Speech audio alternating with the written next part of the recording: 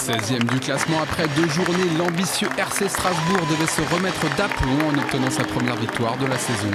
Mais sur la pelouse d'un promu, l'AS Béziers 3e en confiance après sa bonne entame de championnat, la tâche pouvait être piégeuse. Les Alsaciens vont pourtant se rassurer. À la 39e minute, le centre de Jean-Philippe Sabot est parfaitement exploité par Bayen Dioy qui permet aux Strasbourgeois de mener 1-0 à la pause.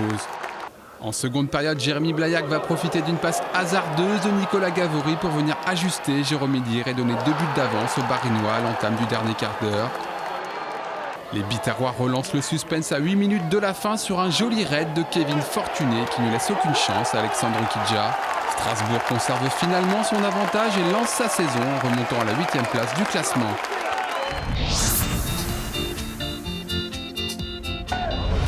C'est avec le statut de leader que Marseille Consola défié dans les Vosges Épinal, 8e. Pas forcément dans un grand jour, les Marseillais vont pourtant ouvrir la marque à la 36e grâce à leur artificier du moment, Faïs Selemani. Le milieu offensif provençal inscrit son 4e but de la saison.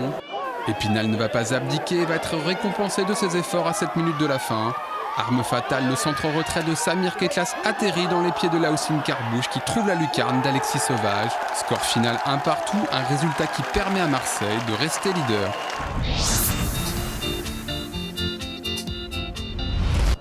Neuvième, les SR Colmar accueillent au stadium une équipe de Châteauroux 13e qui semble peiner à digérer sa relégation de Ligue 2. Les soucis actuels des Berrichons vont se confirmer dès la 12e minute, moment choisi par Jordan Pierre-Charles pour lancer Mamadou Diawara qui devance la sortie de Jonathan Minieras et donne l'avantage à Colmar.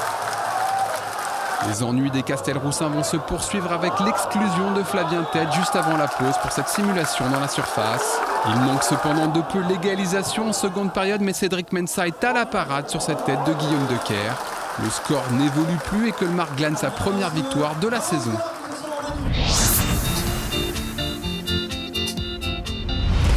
Repartir de l'avant après sa lourde défaite 3-0 subie la semaine dernière à Marseille Consola, telle était l'ambition de l'étoile Fréjus Saint-Raphaël, 7e, lors de la réception du Luçon VF, 5e. À peine 3 minutes de jeu et l'ambition varoise va prendre une tournure favorable. Samir Benméziane est à la réception de ce centre de Grégory Gendret et ouvre la marque.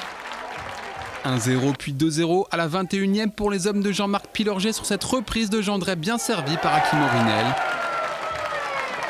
Les Vendéens vont se relancer à la demi-heure de jeu en obtenant un pénalty. Sanction que transforme sans trembler Charlie Charrier. Mais le buteur luçonnais se retrouve 5 minutes plus tard fautif sur ce contact avec l'attaquant brésilien de Fréjus Pedro Henrique. Nouveau pénalty. Benméziane ouvre son pied, les locaux reprennent 2 buts d'avance à la 37e minute. Malgré une nouvelle réduction du score à la 78e, signé Sacré Gboum, l'étoile tient sa victoire, 3-2 et monte sur la 2e marche du podium.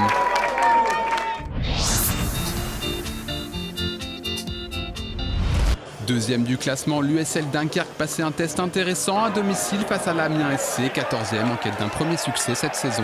Malgré une infirmerie bien remplie, notamment dans le secteur défensif, les nordistes vont se montrer solides et entreprenants. Mais le portier amiénois Régis Gürtner, auteur d'un grand match, va repousser toutes leurs tentatives. Sur cette frappe de Vincent Créin, le Dunkerquois Jean-Christophe Boué n'est lui aussi pas en reste et les deux équipes se quittent finalement dos à dos 0-0.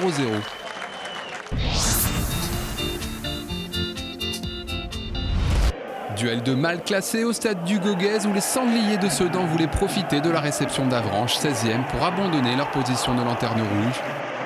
Malgré de bonnes intentions, notamment en seconde période, les Sedanais ne vont pas réussir à trouver la faille dans la défense avranchinaise. Quand ce n'est pas Anthony Boeuf qui veille, c'est le poteau du gardien bas-normand qui sauve les visiteurs sur cette frappe croisée de Vincent Durand. Malgré ce bon tir de Farid Béziouin, Avranches n'a pas plus de réussite, 0-0, score final.